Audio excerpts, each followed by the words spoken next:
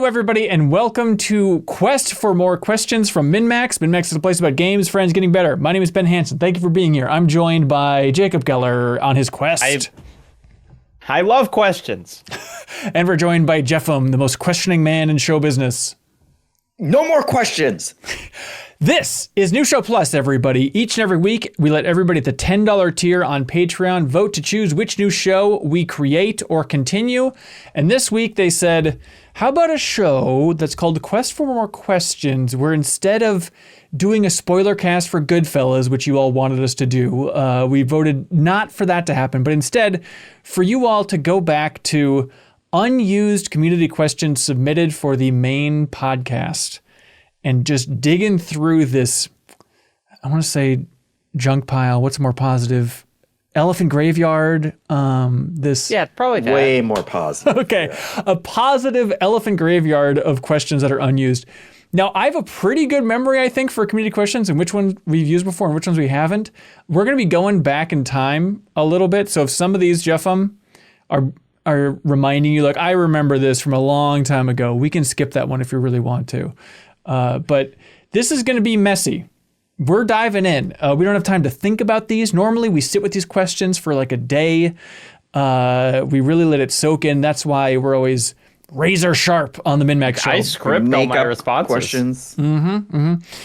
Okay, so here's what I did. I pulled some from this is our Patreon page, by the way. It's slightly cropped, but you get the idea. Let's see. Do we have total number of posts on Patreon? That's somewhere around here. But anyways, the point is that I pulled some from last week, so we can go through all these, or some of these, and then also I went back in time, Jeffem, and so I have some from 2019, some from 2020, some from 2021, and some from 2022, which I'm looking forward to seeing those fun ones from the past. I like thinking about 2019 questions like, hey, what do you think like the worst thing that could happen to the country in the next 6 months could be? Exactly. All right, here we go. This is from last week. By the way, shout out to everybody who supports us on Patreon, obviously, because they make this whole operation possible, but then also they submit questions each and every week to the MinnMax show, and it genuinely makes the show better. That back half of the show would just be Jeffem going, if it wasn't for you all coming in with questions. Yeah, that's basically the first half. So. Well, so thanks for making the show better every single week. And obviously our favorite question every week wins a prize from iMateBit. This week, by the way, for the podcast, they win Sea of Stars on PS5, the physical version from iMateBit. So jump in there on Patreon and submit something good.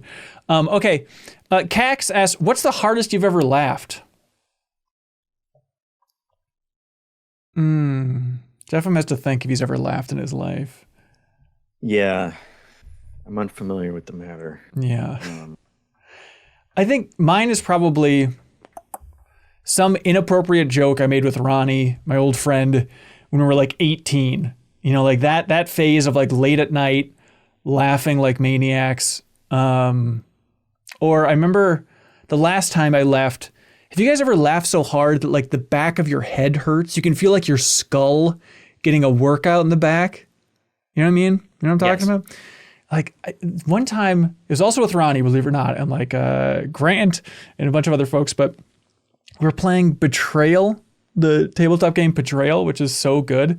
And this is crass, so forgive me. But I think the premise was one of us was like role playing as like a really old guy walking through this haunted mansion. And there was, I'm trying to remember the context. Oh, there was something about like, there was a card that said there was a flashlight in the walls, but somebody misread it as fleshlight. So then the joke just became, it was this old man trying to make love to the walls of this haunted mansion. And like as everyone else was going on their quest, I forget who it was. It was probably Ronnie. He just kept like role playing it as like the old guy, like, yeah, that's great. Where was that wall again though? And it's dumb and crass, and forgive me, but that made us laugh so much I thought I was going to die. So does anybody have a cool, classy something that made them laugh really hard? No, mine are all very inappropriate. I think really? There was once where I had a friend from jolly old Britain who was visiting, and me and some of my American friends were hanging out with her, and she had been doing an American accent, which is very funny. And then she asked us if we could do a British accent, and all three of us at the same time went just like, immediately went like Australian, like all without communicating, just transitioned into shrimp on the Barbie, and realizing that we all just went there immediately was one of the funniest things I can remember. That's good. That's good. By the way, the Discord cut out, which made it even better as you were screaming aggressively. Just tell it imagine was the offensive. best British accent you've ever heard. Yeah, that's good. Kelsey Lewin's in the chat here on Twitch. Chelsea, I know that video. She says there's a vine of a guy squeezing one rubber chicken and then pushing down a whole crate of rubber chickens, and it sounds like hundreds of human screams, and I couldn't breathe for a solid 30 minutes. I would love to find this. Rubber chicken vine? Is this? Oh, yeah. You should be able to find this. Okay, let's see. I'll make sure the audio is running through here. So this is in honor of Kelsey here. That one, the funny rubber goose sound. Okay, here we go.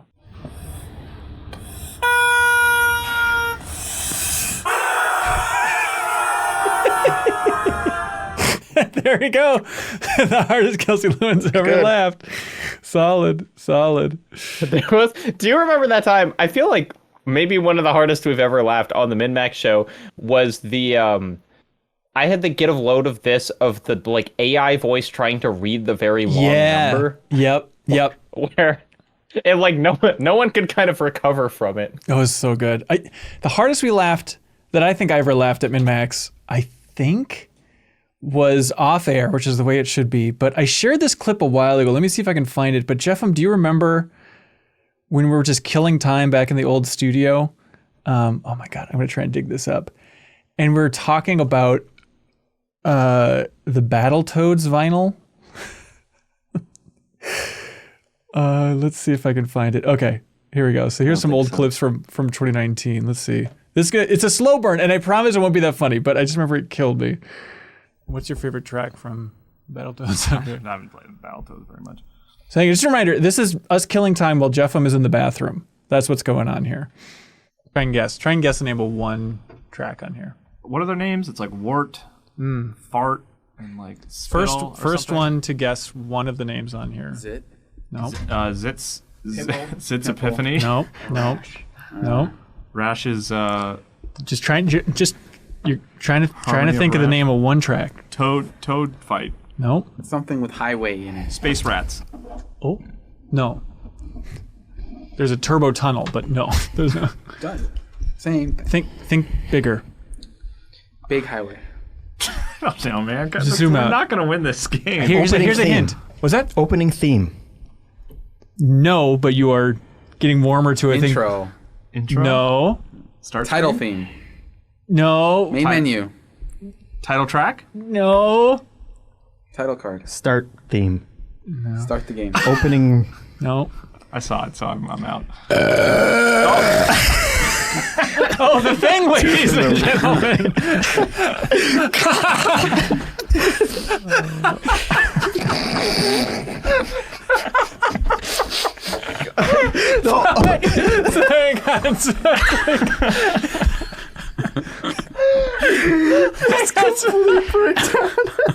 What is happening right now? Because I'm imagining like he's the thing and he's like trying to hide and then he realizes he's being outed because he can't guess the name of his That still gets me. now because they know I'm not a human. Oh my God, you're crying. And also the thing emerged as a burp, you know. There we go. Jeff, do you remember that at all? I as you started playing it, I remembered me burping really obscenely and was hoping that was the clip. I remembered another one. Yeah. Another video. It was my get a load of this one week, and it was the video of the guy setting the world record for snapping. Oh God, that was really funny. Yeah. Why was that so funny? Yeah. By the way, chat, let us know if you want us to keep flying through all these questions. We could spend all day at it. Here's a random one from Tan. Yeah, we're really flying through them. Oh, you know, it's one for 10 minutes. Tan says, when a game says press any button, which button you pressing? The X, baby. X, baby. I mean, on the PlayStation controller, or the A on an Xbox, just the bottom one. Find the X on any controller you own, and you're banging that one. Yeah. All right, you want to go back in time to 2019, or you want to take one more? Jeff, you tell me when to stop, okay? This like one more from last week. Okay. Right there. Do you say Reese Cup or Reese's Cup with an emphasis on the S? Asked Deuterado. Probably wouldn't be Reese Cup, right? Like Reese Cup it's or Reese. Reese's Cup? Reese Cup seems That's not a weird. real thing. Yeah, Reese's Cup. Reese's? I think you just said you want a Reese's. You say Reese's Pieces. Reese's Pieces. All right, there you go, Deuterado. All right, 2019. Ready for this? Take us back. Nate Miller, 5 years ago, wrote in, what's the weirdest idea you've had for a segment / potential show that you've actually considered? Oh, this is the first post for community questions ever. This is October 29th, 2019. Wow. Okay, so Jeff, you can answer it now. What's the weirdest idea you've had for a segment / potential show that you've actually considered, do you think? My God. My God. There's been so many. I feel like when you were on maternity leave, we did an entire show just ruthlessly mocking and tearing you down emotionally. Yeah, it was fun for the whole family. Okay, and here's my flip, and this is insight into my brain is, what's the weirdest idea you've ever pitched, Jeffem? No, that's fair. All right, exactly. Yeah, I'm trying to think of the worst idea. Oh, I think I've talked about it before, but back at Game Informer, when Elise joined Game Informer, she's a Canadian citizen, And so I thought, oh, it'd be fun for her first episode of the MinnMax, for the Game Informer show. We can pop quiz her with an American citizenship test. And then I said, no, that's too cruel. That's too cruel. So what if I flipped it? And so she was on with Dan Tack and Joe Juba, and I make them take an American citizenship test in front of her. And it was so unbearable and uncomfortable because they got so mad because they were so embarrassed because they did so poorly that I had to just scrap the entire segment. It's like, okay, well, welcome anyways, Elise. That's so you great. didn't tell them beforehand? No, of course not. That's not fun. But yeah. I think that summed up a lot of tensions at Game Informers. I know you think this is fun, Ben, but when you're putting other people on camera for thousands of people and looking like an asshole, that's not fun. Jeff or Jacob, you got any? No, I was looking through I have like a notes app thing with just like all the ideas that I've written down that could be something that I'd make a video into, but right. Ooh, yeah. They're not that funny. I mean, like one that I didn't make was like there's a fake tech company I've been obsessed with for a long time called Euclidean Official that like 12 years ago was like, we reinvented graphics. Here's our new best graphics engine. And like, I just wanted to be like, what was going on with that? But it's like the things like that where it's just like no one cares, and I wouldn't be able to find anything out, and it would just be like, it remains a mystery to this day. Right. Yeah, that's a bummer to know it's just going to be a dead end no matter what. Jacob, was that company the one that was like, we can do an infinite amount of graphics on screen at any time? Where it was like we've made it out of tiny little dots, and so you can just zoom in forever. Oh, sure. And then they pivoted to like, now they're like, we make VR tables where you can look at the table and see what's happening in VR. And it's all just like fake. It's all bullshit. Yeah. Justin Dale writes in, any chance MinnMax will be doing live reactions of events? Say reactions to a Nintendo Direct or a press conference? Remember press conferences? That's where we got the idea. Yeah. We said, oh my God, Justin Dale, you came just in time to help us. Perfect. I'm trying to look at like, the New Show Plus list, because we have hundreds. There's a lot here. One of them that's not good is we rent out an office for New Show Plus and we just role play like we're working in an office for an hour. It's like, I need that paperwork, and just like role play an office scenario. Jeffin, would you do that? No, I wouldn't. Okay. It sounds like a massive waste of time. It would be fun. It would be fun if I didn't have two kids. That seems like first year great idea, first year MinnMax content when we were young and free and had no obligations. I'm still young and free and have no obligations. Have either of you ever worked in like a boring office? Like, did you work in an office before Game Informer? Yeah, but it was like a TV station. So Okay, that still doesn't count. My experience working in like a boring office is truly just like most people are just not doing work at any given time. You know, it's like you just walk in and someone's like looking at like shopping things. Yep. Oh, for sure. We had a pitch. Hold on, Hanson. Yeah. Was there a question up there of someone asking how many hit points would you say you have in life? Because I feel like we answered that like 2 years ago. I feel like, it comes up. Some of these, you'd be surprised how many people will write in with similar. They finally got it. They Yeah. finally got it through. Yep, they did. There was a pitch. Jacob, I hope this doesn't cast you in a bad light, but let me explain. But I was like, it was very helpful. We're in a meeting once. I was like, I want to do this thing. I have this idea. I think it'd be cool. And you were very rightfully like, that's only cool for you. That's not cool for the viewers. Do you remember this one where it was like, I want to do something. What the pitch was. The pitch was like, I think there's a show idea in like, if we ask everybody in the MinnMax community to share like 2 seconds of gameplay that they played over the weekend. And then we make a compilation video that's like, here's just a montage of what the MinnMax community is playing and just put it up on YouTube. And you had the very correct, I still think it's kind of a cool idea. But you had the correct read of like, and I appreciated this angle where you said, I'm a fan of MinnMax, but like, I don't know what I get out of that. Like if there's not like MinnMax personality involved in it in any way, it would just be like okay. I was like, I guess. Yeah, you'd be like watching and be like, that's the game I submitted. Okay. Right. Now there are 100 more. Right. Let's see. EA just announced a partnership with Valve to put more EA games onto Steam. How do you think this will affect some of the player counts for multiplayer titles, such as Titanfall 2? Well, I don't think Titanfall 2 is on Steam. Really? Yes, it is. Is it not?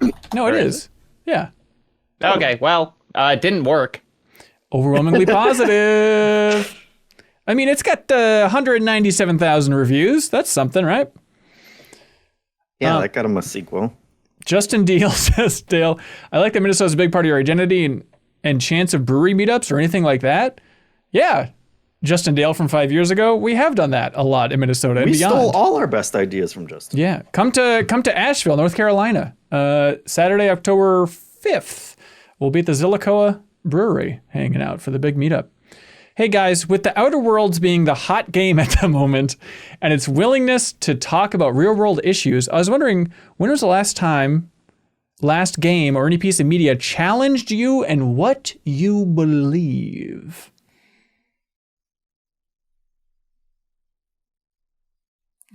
Challenged what we believed is a big one. There's a question that we had a while ago that's in a similar arena, and I liked it, but no one else liked it. And I didn't have an answer for it, so I didn't like it that much. But the question was, when was the last time you changed your mind on something?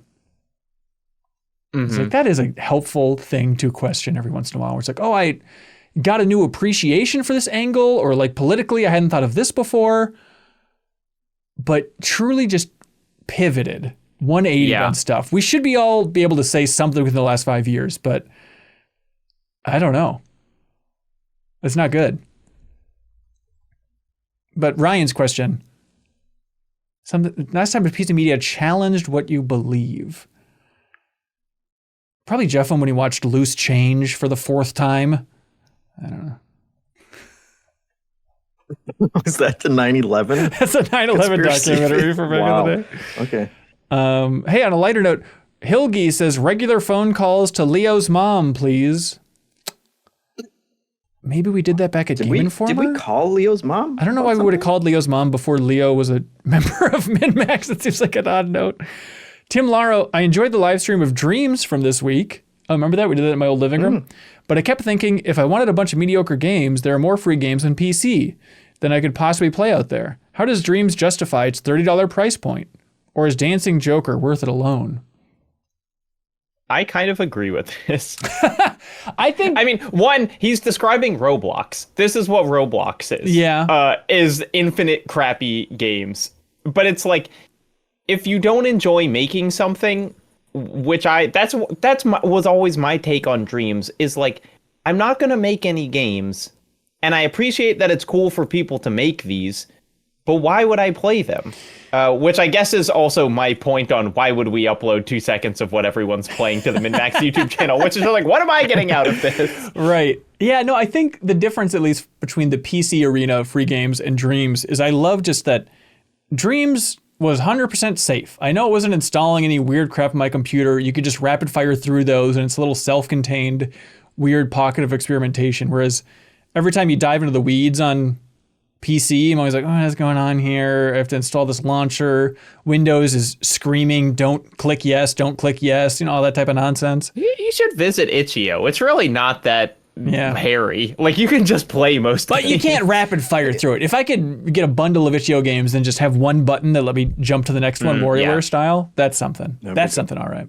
I feel like Dreams was kind of self-defeating in the sense of, well, I did like the idea that there was also that additional layer of like, hey, this is a weird thing that someone made, and also I understand that like everything was made with this tool set, and even though I'm never going to get good enough to do it, I liked seeing how people put that stuff together. But it felt self-defeating in the sense of like, I think the sales pitch of, hey, get this game, and then you're going to play an infinite amount of mediocre or crappy games.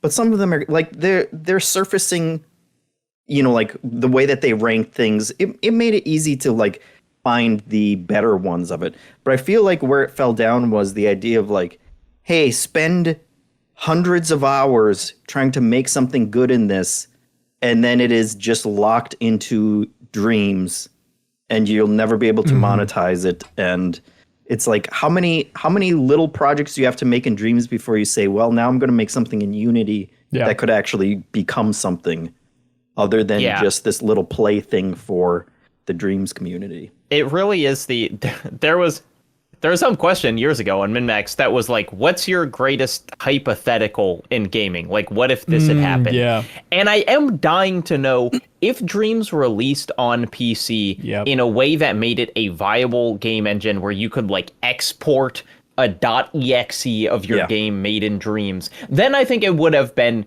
genuinely industry changing. But like the way that it is now is the same as like, hey man, I bet there's some really cool Mario Maker levels out there, but like that's not that compelling to me that they're just like locked in this ecosystem forever. Yeah, unlike the revolutionary release of Game Builder Garage from Nintendo. Remember that weird thing, Jeff? That's right. Yes. No one talked about Which it. I don't even think you could. They didn't even have like the marketplace part of it. You had to like share a code with a friend, didn't you? Let's see how the subreddit's doing for Game Builder Garage. 8 months ago. Can you play offline? Okay, there's some people. Is it possible to make a Rubik's Cube in Game Builder Garage? This is exactly the state of this community I was hoping for. Oh, hang on. Is this in Game Builder Garage?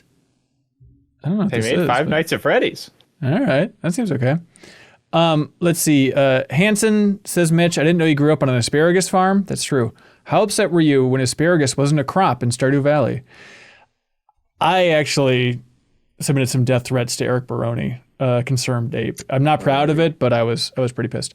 Let's see. It was 5 years ago, so. Yeah, they can't track us down. Remy Bach wrote in, okay, so hear me out. Back of the box trivia, but with random items from around Ben's house. Not necessarily game related. That's really funny. Okay, let's see. I'll do a book. Can you guys just look away for a second? Don't look at my screen. Oh gosh, there's so many books. Not in You're my tiny house. in my window. I'm not. My eyes aren't going to be able to see any titles. It'll be super guessable. Oh, I got it. Hang on. Yep. Can I do a back of the box trivia of a game box that was just in my office? Yeah, please. Play over 70 quirky games. Throw cows, milk pigs, run races on animals, and more. Get wacky with friends in frantic contests for up to 4 players.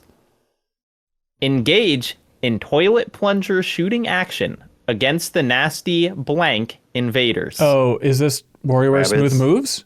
Oh no, it's Rabbids, isn't it? That's right. Rayman Raving Rabbids for the Wii. Plungers. Wait, is it called Rayman Raving Rabbids? Yeah, it says it right there. That's a weird branding. Rayman. Okay, here we go. Back of the book trivia. I I assume Jacob is... I can hear you. Okay, good. Blank has written one of the major novels of the year. Haunting. Irresistible. Reading. Irresistible reading is what that says. Poignant and hilarious. Threaded with compassion. And, behind everything, the cataract of a thundering moral statement. Ellipses. Work of art, says the Boston Globe. This is impossible. No, it's not. Splendid art and simplicity, nerve-wracking control, a funny book at which you are not permitted to laugh, a sad book without tears, a tale told in a blank house. Now the bottom's ripped a little bit. It says, with blank Jr. took center stage as one of America's most important writers and went on to write the bestsellers such as Breakfast of Blank, Jail Blank, and now Deadeye. Jacob, I'm looking at you, buddy. Really looking at you. I don't know. Let me open a random page. The flaw in the Christ stories, said the visitor from outer space, was that Christ, who didn't look like much, was actually the son of the most powerful being in the universe. Is this, I mean, it's something Vonnegut-y? Yep. Should I just start naming Name the Vonnegut one stories? we just talked about. I mean, is it Slaughterhouse 5? It's Slaughterhouse 5. There we go. Okay. There we go. Thank you, Remy Bach, for writing in to the MinnMax show. Nick C. Hey guys, real boring question from a new dad and lifelong gamer. What are some of your favorite games to play with kids? Ours is only 3 months old, so still a ways to go. That kid is now 5 years old. Wow, 5.5. Wow, Nick, write in, please. But I can't wait to get him into gaming. Seriously, Nick, if you're listening to this, please write in and let us know if he's into gaming. He seems to really enjoy watching me play Outer Worlds as a non-violent dum-dum so far. I wish I could say the same about my wife. Congrats on the new adventure. Happy to contribute. Thank you. Okay. Some of the best games to play with kids, around kids. I feel like when there are, I don't have many kids in my life, but it's like, I have kind of like nieces and nephews-in-law. And what I always do is just like boot up the Spider-Man game, and I'm just like, here's how to swing. Yeah. And I don't tell them how to like fight or anything. It's just like swing around the city, run around, jump around. Yep. There's no like fall damage. You'll be fine. And that is always kind of entertaining enough. Yep. I think that's totally the way to go. Like anything with rules, like it just once kids have played Minecraft, I think it's really tough to play like any sort of linear game. It's like if they're playing a game, they need to be able to go anywhere. They need to have some aspect of open world, something just to create some hijinks in. I didn't bring it up on the podcast, but I thought it was interesting because I love my nephews. But I was playing the Concord beta with my nephews, and immediately both of them were like, "This is a cool game. This is really cool." Wow. And I was like, "Why? What strikes you as cool about this?" And they said, they're 8 and 10, keep in mind, so they're very dumb. But they're like, "Oh, it's cool because you can like run everywhere and you get like health pickups and stuff." Okay, sure, there we go. But for a game that it seems like the entire world is so cynical about, it was nice to have at least an 8 and a 10-year-old be like, "Yeah, this rules. I love Concord." I picture that being the feedback that like a CEO gives a development team in a meeting. It's like, you should be able to run everywhere and there should be health pickups and stuff. Right. Or, there's always the lesson in games of like, you need to make the start of the game easy to just run around and learn the controls. Like Jacob Geller, I'd argue we're reading a book right now that maybe Jason Schreier wrote about the history of Blizzard. And they talked about like Lost Vikings, like right in the beginning of that, you just walk and die. And it's like, okay, yeah, they need to have a couple of rooms where you can experiment. Yep. But I remember like, that was a big lesson for Insomniac with the first Spyro the Dragon, is like right when they give you control, you just run around that hub area. And you just need some place like that, some place like the outside of the castle in Mario 64. It's like, give me a light playground where I can learn the controls peacefully, please. Sam Wright writes in, says, "Oh man, I thought I would finally get an email read, and then I get here and there are 154 comments and questions on this episode of the MinnMax show. You are too popular." Thank you. Sam, took 5 years, but we read it. Yep. We got you, buddy. All right, let's get to the fun time. March 3rd, 2020. What a cool time for all of us. Do you think if I control F, COVID. Nope. Flu.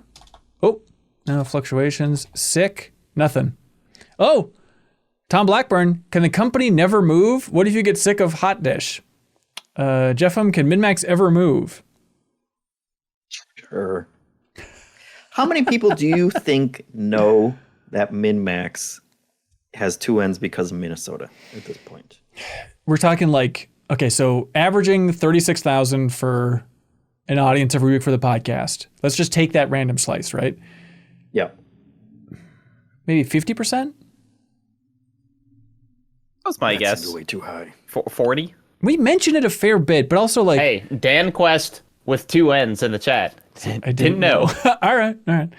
No, we do talk about that every once in a while. We're not planning on moving or anything, but it's like, oh, would we ever leave Minnesota? And it's like, well, am I pot committed to Minnesota now? And I love Minnesota, but it's like, would it be bizarre if I moved out of state and then we'd have to keep the name MinnMax? I don't think it'd be too weird, but I think it would just be like, we're kind of pot committed because this is where the most people from MinnMax are. And it's like, oh, yeah, well, also, Ben, I know the feeling of you've just bought a house. Right. I assume you're not thinking about like, where am I going to move?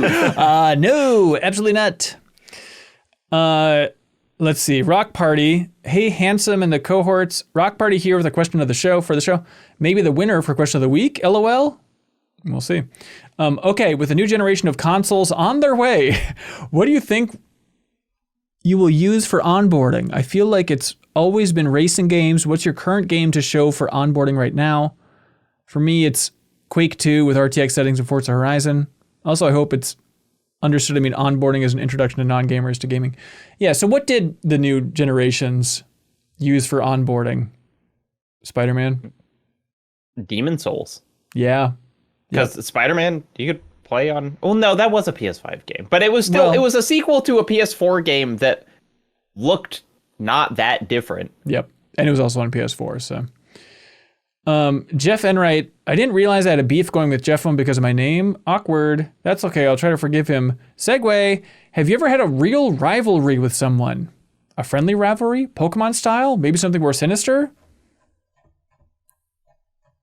That's interesting. That's interesting. I mean, I had kids who we really didn't like each other in like elementary school. Right. And I still remember those kids. I didn't like them. Yeah.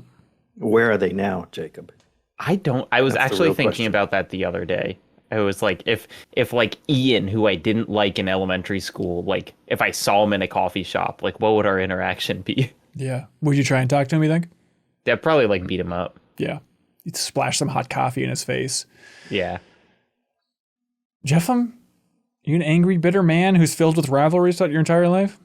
No, I can't really think of any, but Jacob's comment made me remember that there was one kid in elementary school that we never, didn't particularly like, wasn't particularly nice. And then I ran into him at like a Kmart because he had moved away, and I ran into him like, probably like 5 or 6 years later when we were a little bit older.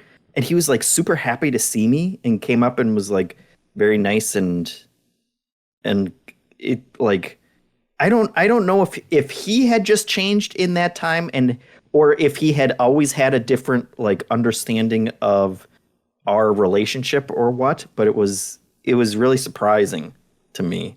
But even then it wasn't like I hate this kid, what's his deal? It was like, oh yeah, I kind of remember you. Right. That's a bummer. But I don't remember being friends with you. Yeah. I wasn't this happy to see you. Yeah, I just went back home over the weekend and ran into a bunch of old high school friends and stuff. Like I went to like a ski show, and one of the jumpers into ski shows, like, oh, I graduated with him. And he had like, it's a ski show, but they had like little comedy bits, and they were abysmal, like 2 out of 10 level comedy bits. What is a ski show? What do you mean? It's like a ski show. It's really cool. So it's like in the stands, and then you're sitting in the stands, and then they have a jump out in front of the water, and a boat just comes around, and people like do jumps off and make pyramids and stuff. Okay, so what? I mean, I was picturing. Look, you're in Minnesota. It's cold there often. Oh, but this is water skiing. Water skiing, and they're doing like call stunts. it water ski. Yeah, they're doing cool stunts. Yeah, they like they'll park a boat on the base of the ramp on the other side, and then they'll jump over the boat. Like the huge pyramids are a big deal. I'm trying to remember, like I went to one in Wisconsin Dells that was awesome. And I'm trying to remember, it was like, I think like a guy had like a parachute and like it took off and then he just like raised in his parasail and then detached from the boat and then like flew back down and stuff. Like there's cool stuff you can do. Jeff, have you seen a water ski show? No. Okay. And what were the skits like? Do you remember any punchlines? Yeah, one was like, it honestly made my skin crawl. I was screaming in the audience because it was like a full crowd and it was just silence. And I'm listening to this being like, you guys, you're hearing the results of this comedy test you're running. Change it up. Like next week, come up with new bits, something. It was like, hey, we're bringing out a fake mechanic and he works on the boats. And they're like, you got a dinky motor there. And he's like, it's not the size of the motor. It's how you use it. Like, and it was like generally like that delivery of just like, maybe you could wring a couple laughs out of this audience if you had a great delivery, but that is the level. And here's the problem, Jacob, with this freaking ski show in New London, Minnesota, is one of the presenters, cute idea, she was an 8-year-old girl who was also in the show, but it was like, just tough to have an 8-year-old deliver comedy routines to a huge crowd. And I'm sure they think it's the cutest goddamn thing, but after 2 minutes, it's like, now this is just a terrible comedic presenter trying to talk about water skis. Anyways, did you boo that kid? Yeah, I threw water balloons at her. But there's somebody I graduated with, and he had the best comedic bit where he, like the whole bit I guess was like, you need to be really strong to be on the water ski team. And he had like a fake weight that he was lifting, and they're playing the Hulk Hogan song, I'm a Real American. And he like ripped off an American flag shirt and stuff. And then he got on like a little motorbike and drove through like a ring of fire. It's like, hey, this is something. This is like entertainment.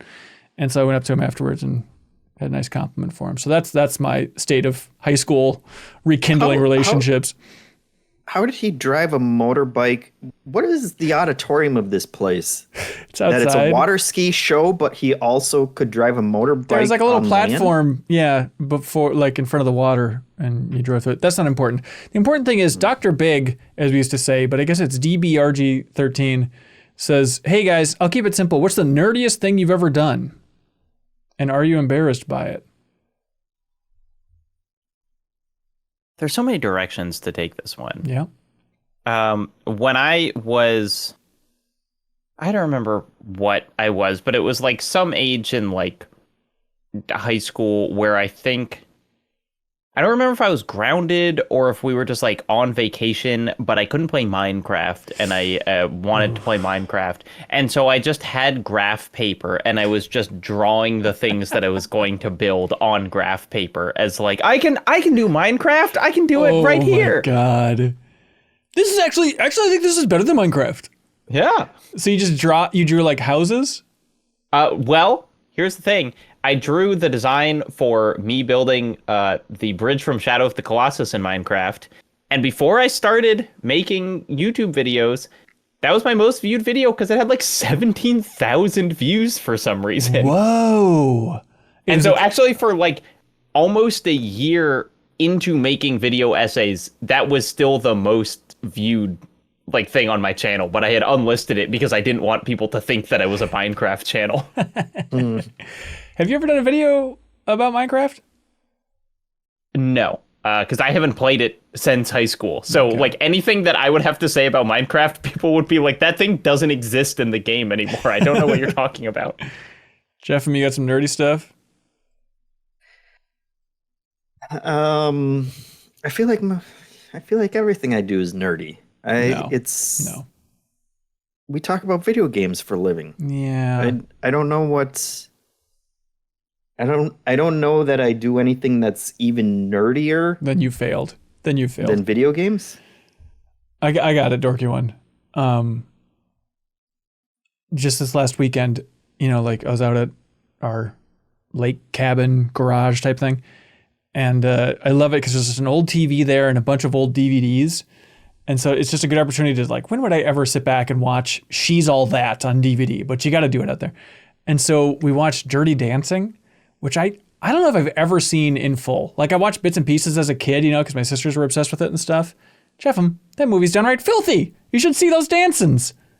Nobody puts baby in a corner. That's you think right. I haven't seen Dirty Dancing? By the way, not much of a corner in that scene. She's kind of just like sitting on the edge of like a ballroom. It's not like... Well, Ben, don't make this a Jurassic Park power out thing. It's not literal. It is literal. I mean, there's a little nook there. There's a slight nook, but... Jerry Orbach put her in. Yeah, so I enjoyed Dirty Dancing a lot. I forgot about the large abortion plot in Dirty Dancing. Yeah, it's like when you describe the plot of that movie, it's like, yeah, and like her friend got an abortion and like her dad is a doctor. And then it's like, that's the baby in the corner movie? It's wild. But, it's a fun premise, right? Because the people who run the resort that Patrick Swayze is a professional dancer at. Jeffem, you've seen this? You've seen this film? You remember this film? I've seen it many times. Many times. Okay. It's a stone cold classic. It is great. And so the owner of the resort's like, keep it simple, stick to the foxtrot, you idiot. Don't do your fancy moves. You'll alienate the customer base. And so he's just trying to do like the standard moves for his training for the dancing scenes and all that. But my nerdiest thought that I've had in a while is I was thinking like, you know what? If I could direct one movie, it would be a Dragon Ball remake of Dirty Dancing, but replace dancing with fighting, where it's like, this is what it should be, right? Is you get somebody like a Krillin or a Tien, somebody who's not like, Super Saiyan 3 levels powerhouse, but they're teaching other fighters how to fight, but they're telling them like, you got to keep it down, control your power, don't let them know how strong you actually really are. And there's a little bit of this in the Boo Saga, which I think is really fun, where they're trying to be in the tournament, but not get overpowered and stuff. But I think that idea is really fun. Then like they find one person's like, oh, this person can actually fight. And then like training up, then unleashing to have the real fight. So Dragon Ball themed remake of Dirty Dancing is the only project I'm interested in directing. And then they all grind at the end? Yeah, and then it just gets raunchy. Yep. Bo Bakken, hello Minnesota to the Maxa Mumers. Hello. What's the funniest mistake you've made in a game? I've been playing Red Dead 2 lately, and the other night in a story mission, John invited me into a saloon. My response was apparently hitting an incorrect button, causing Arthur Morgan to wind up and punch his horse swiftly in the nose. That's good. P.S. To add to the weird supernatural conversation from the last couple weeks. I love this. My dad's middle name is Alan. My mom's middle name is Kay. My father-in-law's middle name, Alan. My mother-in-law's middle name, Kay. Excellent stuff. Yeah. Oh, yeah. This is back. Remember this era, Jeffem? This feels like just yesterday, where we're asking for everyone to write in with their coincidences. Mm-hmm. These are good. I'm sure we read these on air, though, so they can't really work. Let's see.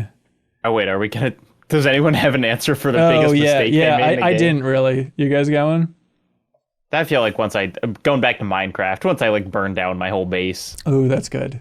I thought I was going to make a fireplace, and then it was like, nope, that's just going to... You shouldn't have made your cabin out of wood if you wanted a fireplace.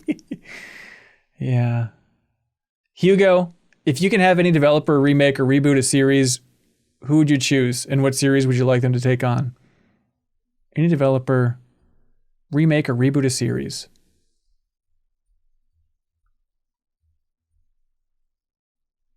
Tough.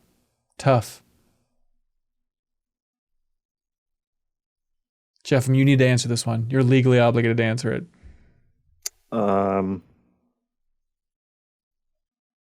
I want Volition to reboot the Red Faction series. And you're aware that Volition does not exist as a studio anymore. Yes, that's why I want them to do it. Okay, they can come back for it. Come back. Yeah. And just make another good Red Faction game. Right. That's good. I want Toys for Bob to make a Banjo-Kazooie. Since they split off from Microsoft, but they said they're partnering with them on some project. And they're teasing it's probably going to be Crash or Spyro related. Although they said Crash Bandicoot 5 was canceled. There was that leak a little while ago about that. So something like that, I suppose. Sorry, Jacob, you need to answer this one legally. I want Platinum Games to make Final Fantasy. Yep, that's it. Anthony Martinez says, what's good, MinnMax? When's the next deepest dive? I love following you guys on the last one, and thank you, and keep up the good work. I got good news for you, Anthony. Chrono Trigger, the deepest dive is right around the corner. Check it out. We were talking a little bit about it in the Monday meeting, just to fast forward through time again, of the next deepest dive. And Jacob, you're wrapping up Shadow of the Erdtree this week, correct? That's right. Awesome. It should be up on Friday on YouTube and the bonus podcast feed for everybody. If you want to catch the grand finale there, you can jump over there and unlock the podcast version at the $5 tier on Patreon. But I've talked about it a little bit, I think, on the MinnMax show, but I feel like we're due for a retro deepest dive. Like the last one that we did that was retro that didn't have a connection to anything new, like a re-release, was 2022 with Indiana Jones and the Fate of Atlantis. So is that just sabotaging us as a business though, Jacob, to be like, you know what we need to do? Another one of those low-viewed deepest dives. People were excited about Ghost Trick when you said Ghost Trick. How do you feel about it? I would love to play. I would love to have a reason to play Ghost Trick because I started playing it on the Switch and I enjoyed it, but then I just stopped because that's kind of how playing games goes sometimes. And so like I'm curious about it for sure, but I don't think Ghost Trick's gonna bring in those huge numbers. But the nice thing is we don't need colossal numbers. If we have more views on YouTube than we have total Patreon supporters, then that's an opportunity to bring in new people. You know what I mean? So I guess that's all that matters if we can crack 4,600 views or whatever. But Jeff, what's the best way to figure out where everybody's at enthusiasm-wise for a deepest dive? Like I was just thinking this morning, like is the cleanest way to do it for us as a group is to be like, is there a retro deepest dive you want to do? Pitch it in the Slack, and then we can give a thumbs up to everybody's if we're interested in doing that one. And then that would help narrow it down to what we could do and should do next. Yeah. Okay. I could also see that not working. Why is that? I think people just not like, unless you make it a mandatory thing that everyone has to put in an option. Yeah. I feel like people would just ignore it. Like, I don't know. Yeah. Now this is the question from MinnMax. How do you get over that feeling from everybody, Jeff? Of I don't know.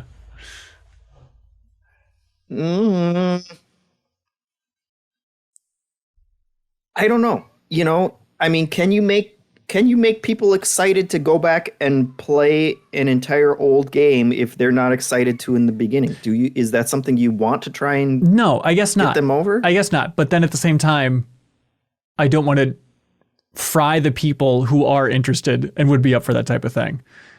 Yeah. You know, I'm like, okay, well, no one else wants to do it. All right, these people do it again and again and again and again, right? Yeah, well, and it seems, it's hard to determine. It's like, yeah, I guess I would do that. Like, is that just how someone expresses their interest, or does it belie an actual lack of enthusiasm? Which is why we've started doing it more and more, and I think it's a better way to go, is like, don't ask, are you up for doing this thing at MinnMax, but ask, scale of 1 to 10, what's your interest level in doing this thing? I feel like that helps so much. Like, Jacob, I feel like it was a while ago, I pitched like, hey, would you ever want to do a deepest dive on this game? I feel like it's due for a cultural reexamination, and I think you gave like an 8 out of 10 on the interest level. It's like, perfect. That's great to know that's where you're at.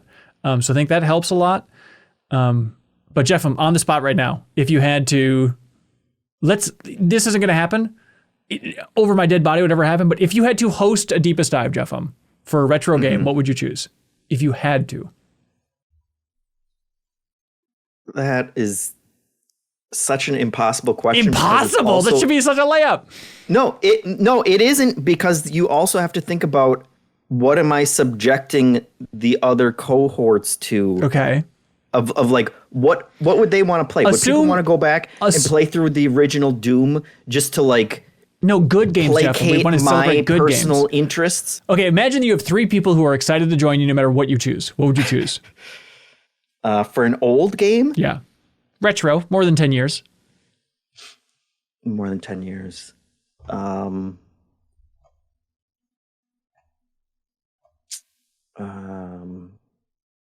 great question. Yeah. I guess it's also not a great question to be on the spot and I have to choose right now. It's not legally binding. Yeah, I guess I would say Doom. I'm trying to think of like Super Nintendo games that aren't super obvious. Yeah. Because like, who wants to play through Mario World? It would just be people complaining that it's like a tiled game or something. Like Kyle always complains. Yeah, Okay, I don't know. Doom. Okay. Yeah, Hey, that's fine. but I'm probably like 5 out of 10 of going back and replaying the original Doom at this point either. So Okay. Stay tuned for our announcement for the next Deepest Dive. We'll have a crew that's excited to be there, I promise. Drew Waranis writes in, the replacements or Husker Du? Great question. Sorry, Jeff. As a Minnesota man, this is coming down to you. There are 2 Minnesota bands. Okay. I'd go Husker Du. it's a more fun name. Yeah. Did you listen to these at all? No. Do you know, let's see. We can't get nuked for playing a little Husker Du, can we? What's the worst that could happen? Okay, do you know these? Do you know this song, Jacob? I don't know. Wait for it. You'll know it.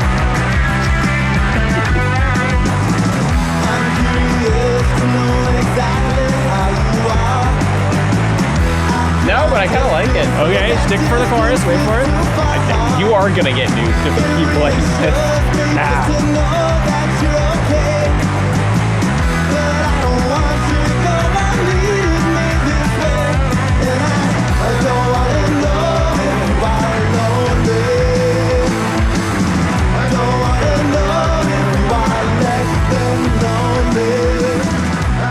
There we go. Jeff, what was the last album you listened to in full? I listened to Nirvana's Heart-Shaped Box not too long ago. Wow. Just blasting it in the kitchen? What's your situation like? It was in the kitchen. Wow. Yeah, I think I was doing dishes, and I thought, you know what? I should put it on. I had gone to my parents' house, to like, they were out of town, and they wanted me to, you know, put something out for the garbage or something like that. Classic. And I went into my dad's office, which used to be my old room, and it's just full of junk. And I found like a couple old CDs that I had in there, and one of them was Nirvana Heart-Shaped Box. I thought, I'm going to put this in the only CD player that we have, which is in the car, listen to it on the way home. And then when I got in the car and I pressed the eject CD button, turns out the CD player doesn't work anymore. So I couldn't even put it in. So then I just loaded it on YouTube Music or whatever. Yeah. And listened to it there. Well, that's beautiful.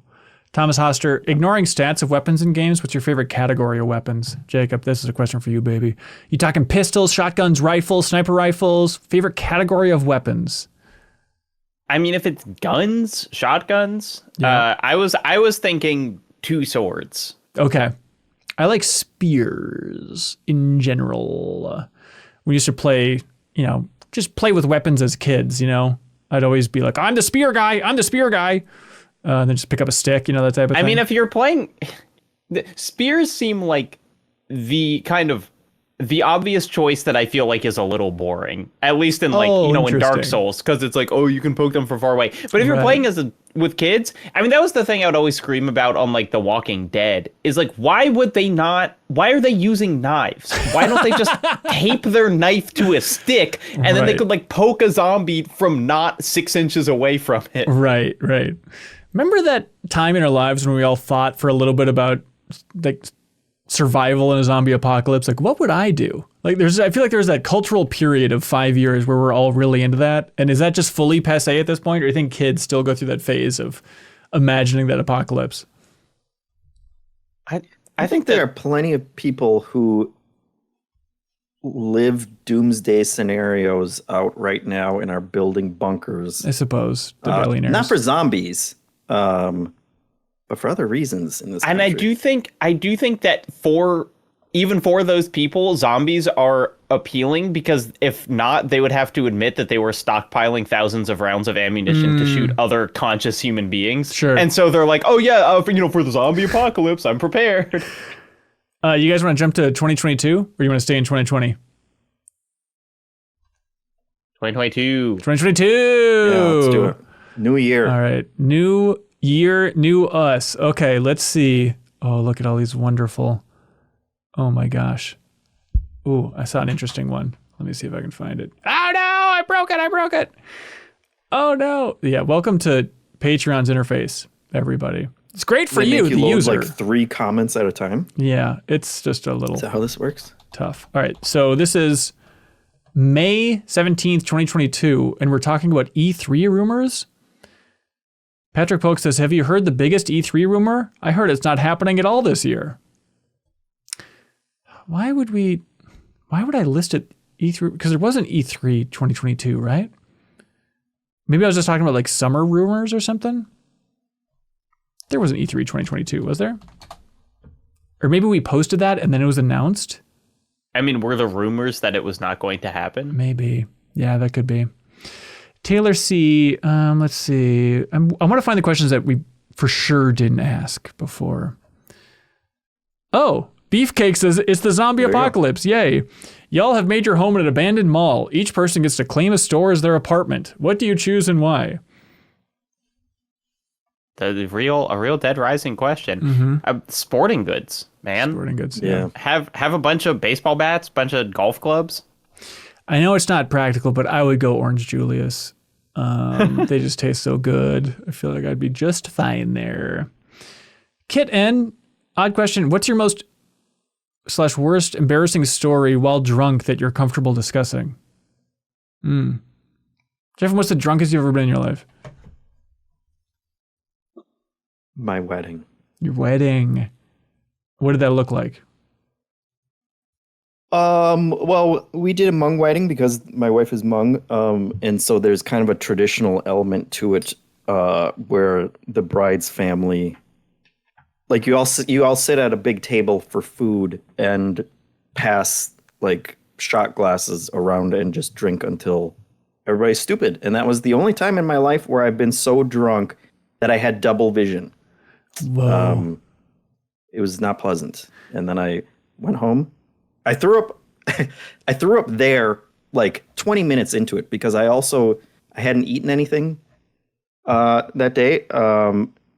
But after that first throw up, things were pretty good for a long time. And then when I got home, I threw up and I just wanted to lay by the toilet. But my wife made me go sleep on the couch. Smart. And we just like died for like 3 days.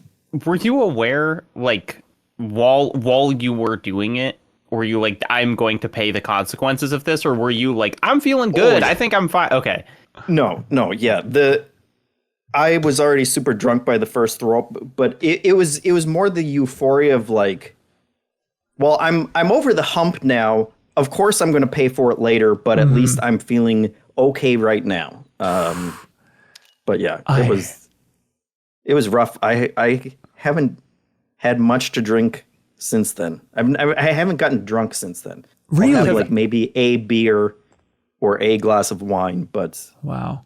Yeah, I mean, I really feel like it's like my tolerance is super low now because I never drink more than like 2 drinks in a night. But it's like, I feel like at my wedding, I'm going to have a beer and a half or something because it's just like, I start feeling bad so quickly, you know, that it's like I peak and then I immediately start coming down. And so it's like, I don't want to be like 11 o'clock and thinking like, I wish all these people would leave so I could go home. You know, it just feels like a bummer. I will say more than likely in your wedding night, there's going to be so much adrenaline.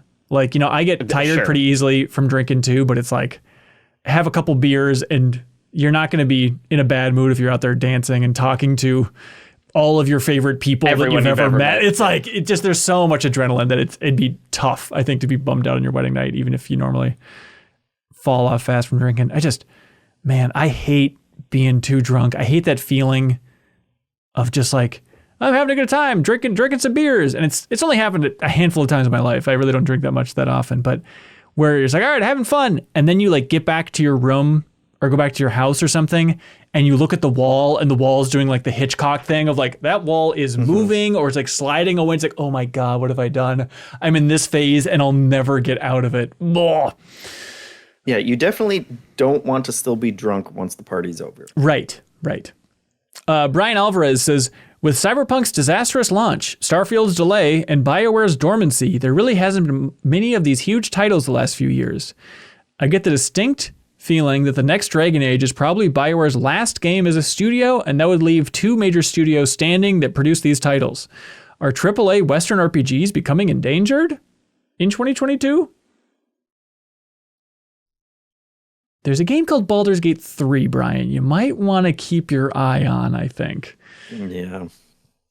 I still think he's right. I mean, it's like, Yeah. I think they're endangered without a huge chance of going extinct, but like, yeah, they are too much work. You know, it's like CD Projekt Red can handle it, and BioWare burns itself to the ground trying to get one out, and like that's what's happening. Yeah. You know, it's interesting. I was following like Game Informer's coverage of Dragon Age, the Veilguard, and I thought it was interesting that like Mark Dara, the executive producer there, who left and then came back to BioWare, we interviewed him on MinnMax's YouTube channel. But he was very clearly making the case of like, hey, did you finish Baldur's Gate 3? You want more? Come check out Dragon Age. Like it seemed like that's a bullet point of just like, hey, you've probably wrung all the enjoyment you can out of Baldur's Gate and maybe Cyberpunk. Please let this one be the next one. I think it'll come down to Kingdom Come Deliverance 2. If that can be a sales juggernaut, then there's hope left for the rest of us. You think? I mean, because I always, from the first Kingdom Come Deliverance, oh, you're not saying as a replace, like, it's not going to be competing directly with Baldur's Gate 3. It's just another big RPG. Right. Or not Dragon Age. Dragon Age, yeah. Okay. Just like, that it's healthy enough to have a couple big ones. I didn't get the sense from Kingdom Come Deliverance that you're going to be like, oh, my great lesbian romance and Kingdom Come Deliverance. Like, that's what I'm playing it for. Yeah. Jason writes in 2022 and says, follow up just for Joe Juba. As a longtime fan of all you guys at the other place, how do you really feel about Dan Reichert? We'll let Joe take this one. Joe, do it. You didn't ask him that one? Yeah. Jeffem, is it telling that Dan Reichert moved back to town, and how many times have you seen him? Have you seen him in person since he moved back? Like over a year ago? It's a great question. I don't think so. That's alarming, isn't it? Not really. How many times have I seen you in the past year? Yeah, it's alarming. That's my point. Okay. Come out of your house. Yeah. Eric, love Dan. He frustrates me to no end, but love him. But God, Mary Kish on an episode of Fire Escape a while ago, she had the best freaking line where she said, Dan, you're not important enough to be this annoying. Excellent. Just really nailed him to the wall. Eric Merrill, have you ever called in or written into a radio show or podcast? What did you ask? Or are we just a bunch of little sickos with our questions? Look, you're lovable little sickos. Has anybody ever called in or written into a radio show or podcast? I won question of the week at Game Informer one time. Really? I think I've told this story before, but I wrote in asking about Game Informer used to have, in probably 2005, a user submitted thing that was like my favorite game of all time. And I remembered really enjoying reading those. And I asked why it went away. And I think it was like, it might have been like the 300th or 200th one, because like Andy Mack was on the podcast and he was answering questions about like Game Informer's history. Oh, fun. Okay. And so that was like, that got picked. Oh, that's nice. Yeah. And then they did it again. They just did it not too long ago. And I think Ocarina of Time won? It was like a big bracket? But this wasn't, it wasn't a bracket. It was like a section in the magazine where a user had like a subscriber or whatever. But like, I remember reading like 3 paragraphs about Shadow of the Colossus. And that was like the first time I had heard of that game. Was in this user, my favorite game of all time thing. It was really interesting. It's kind of the magazine equivalent of showing a couple seconds of gameplay from MinnMax community members? Yeah, it was probably just like that. Okay, that sounds really cool. And I loved it as a 10-year-old. I'm not especially proud of it. Controversy noted, everybody. But I called into the Adam Carolla podcast probably like 2012, and I was on the air for a little bit. And it was questioning like, what do you want to do with your body when you die? And I was trying to make the case that I think it's cool to like, the whole thing where you go plant a tree on top of your body, the natural burial. I don't think I really want to do that now. It seems like too much of a pain in the butt, but that was it. And it was just kind of like okay, all right there. Like there's no great back and forth. It wasn't fun. I was so nervous. And I had like, there were like 2 people that heard it and like called me out on Twitter. Like, was Yosetti just on Adam Carolla's podcast? Like, yeah. Yeah, I was for a little bit. Hey, I think that's it. Jeffem, should we jump to one final question? Yes, let's do it. Of course, this is from April 2021, and you tell me when to stop. Stop right there. You're so off. Oh, really? Okay, I'll do it again here. Stop. No, that's still like a 2-second delay. Okay. Let's see, which one's better? Okay, another robot. How long do you think it takes a JRPG character to get ready in the morning? 0 time. They sleep in their armor. Yeah. Yep. You get into bed wearing an outfit. You get out of bed wearing that same outfit. You're ready to go. I do think... Was this like Final Fantasy... What's the one with all the boys in the car era? 15. Well, no, 2022. That was a long time ago. Oh. That was like 2016 that Yeah. Final Fantasy 15 came out. I love that George Clooney movie, by the way. The boys in the car. Yeah. No, I do think Rebirth, it would have scored a lot better if Cloud's hair slowly sagged throughout the game, and then you can go to a mirror, like actually comb it and put it back up. They are so smart for knowing what the community wants and like leaning into little inside jokes and stuff. I'm surprised there's not more Cloud hair jokes other than it looks like a chocobo, or something, I guess. Like the thing that they kept hitting you over the head with in Rebirth. But all right, that's it. What do y'all like for question of the week? Obviously, that goes to Nick DeFeo. Says, let's rank some things.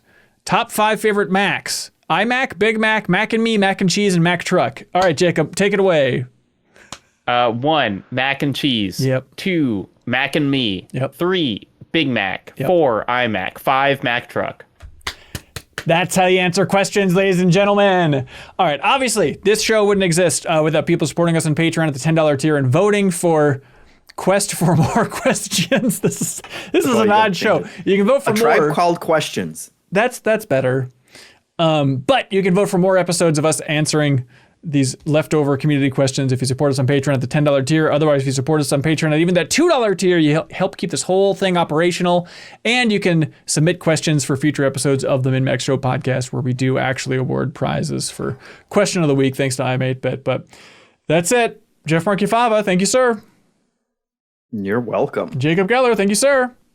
My pleasure. And thank you, everybody, for submitting. Oh, my God. I mean, almost 5 years of questions every week, averaging probably 110 questions every week. Let's do that math. So, okay, how many weeks are in a year? 52. 52 times 110, let's say. Okay, so that's in a year, we get 5,720. And then I like that. I like that you're typing it back into the search and not just using the numbers. No. They're right there. I don't know how that works. So we've averaging over 5 years of MinnMax existing here, which is coming up in October. We'll have had 28,600 questions. All thanks to Patreon supporters. That is bananas. That's sick stuff, but unquestionably. And only 1,000 of them is if you could take a developer and pair them with any series, what would you do? That's it. All right, thanks so much, everybody. See you next time. Goodbye. Oh, hang on. Look, you guys. Oh my God. They can submit questions for the new episode of the MinnMax Show podcast. Let's jump the gun. All right, the last Archer asks, top of the morning to you, MinnMax. What was your first car and what is your dream car? Look, this isn't making the cut. Sorry, last Archer, but you get your time in the sun now. Dream car, I really wanted a Volkswagen Rabbit. Like a friend of mine in high school, she had a green Volkswagen Rabbit, and I thought it looked so cool. Green. Do you guys have a dream car? Well, my first car was a 2000 Subaru Forester. And what I kind of want is a new Forester that's the size of a 2000 Subaru Forester. Perfect. I want them to not be giant SUVs. I just want a little hatchback. Yeah. Mine was probably a 90s Isuzu Trooper, And that's your dream car still then? I think. Maybe it was 80s. No, wait, this one looks That's The a cool looking Wikipedia car. page for Isuzu. Nope, that's the wrong one. First generation Isuzu Trooper, 1981. I don't know that mine was that old, but it looked more like that. Go to Wikipedia and you'll see it. But it was a stick shift, and it had like a super long stick, like you were driving a semi. Probably like the fourth one in there on the top row. Yeah. Is closer. And it was actually really fun to drive. That does look really fun. I miss it. Hey, I messed up. I read a question from last week's question of the weeks. Questions. This is we got to take one for the take it all current back. podcast. Okay, ready? Funky Duck writes in, says, so this is for this week's podcast. Maybe it will double up. Who knows? Do you have any low/no stake hot takes that come up often? Mine is that a fade out pretty much ruins every good song. Let it resolve. That's pretty good. Yeah. Mine is that Cars 2 is a funny movie. I think that's my low stake hot take. Everyone always just likes bashing it. It's like, you just don't like Larry the Cable Guy. I think that movie has some good action. I saw it in the theaters. I laughed. Mission accomplished. I will defend Cars 2's honor. I think I like it more than Cars 3. I was talking about this recently on Something Rotten. This American Life, unquestionably the best podcast in existence, Sure. and we'll only appreciate it after it ends. Yep. Okay. That's fair. Jeffem, leave us on a flaming note. The Supreme Court's invalid. We should throw them all into the ocean. Thanks so much, everybody. We'll see you next time for New Show Plus. Get rid of Low Bye. stakes. Every week, we let Patreon supporters choose which new show we create with New Show Plus. Should we create another episode of the show you just watched? Check out the biggest new game release? Get into Sea of Thieves? Create an exercise show? It is your call. So thanks to everybody who subscribes on YouTube or supports us over on Patreon. MinnMax exists because of you. As always, if you enjoy MinnMax content, any help telling a friend is appreciated.